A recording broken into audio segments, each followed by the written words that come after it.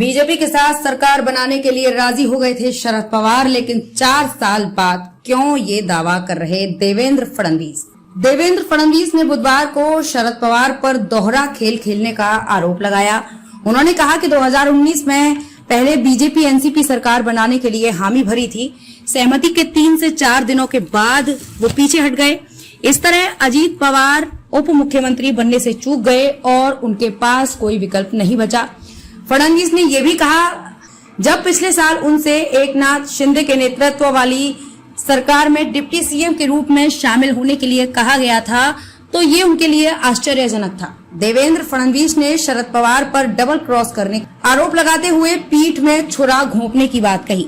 अजीत पवार के साथ शपथ ग्रहण पर फडणवीस ने कहा कि जब उद्धव ठाकरे ने 2019 में सरकार बनाने के लिए कांग्रेस के साथ चर्चा शुरू की और जैसे जैसे उनकी बातचीत आगे बढ़ी, एनसीपी और कुछ लोगों ने बीजेपी से संपर्क किया। उन्होंने दावा किया, उन्हें कहा गया कि एनसीपी बीजेपी के साथ जाने और एक स्थिर सरकार बनाने को तैयार है।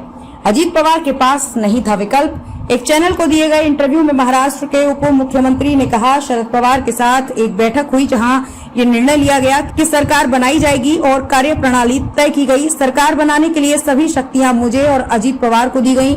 हमने तदनुसार तैयारी की। एक अच्छा क्षण था, 3 से 4 दिन पहले शरद पवार अपनी बात से पीछे हट गए और तो बेनकाब हो जाते अजीत पवार। देवेंद्र फडणवीस ने कहा, अजीत पवार के पास मेरे साथ आने के अलावा कोई विकल्प नहीं बचा था, क्योंकि अगर ऐसा नहीं होता तो वो बेनकाब हो जाते। अजीत पवार को विश्वास था कि शरद पवार साथ आएंगे, इसलिए हमने शपथ ले ली।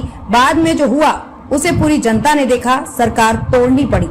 शरद पवार ने पीठ में घोंपा छुरा। फडणवीस ने कहा कि सरकार बनाने की प्रक्रिया शरद पवार के साथ चर्चा के साथ शुरू हो गई थी। उन्होंने कहा कि गठबंधन तोड़कर उद्धव ने जो किया वो पीठ में छुरा घोंपना था। उन्होंने कहा कि पवार ने जो किया वो दोहरा खेल था। उन्होंने हमारे साथ दोहरा खेल खेला।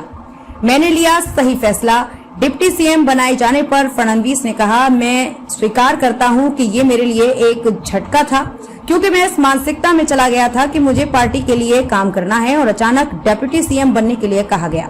लेकिन अगर आप पूछें, मैं आज कहूंगा कि ये एक सही निर्णय था, क्योंकि मैं वहां हूं, मैं एजेंडा ठीक से चला पा रहा हूं, पार्टी का ख्याल रख पा रहा हूं और सरकार को मेरे अनुभव से लाभ मिल रहा है। मेरा मानना है कि तब लिया गया निर्णय सही था।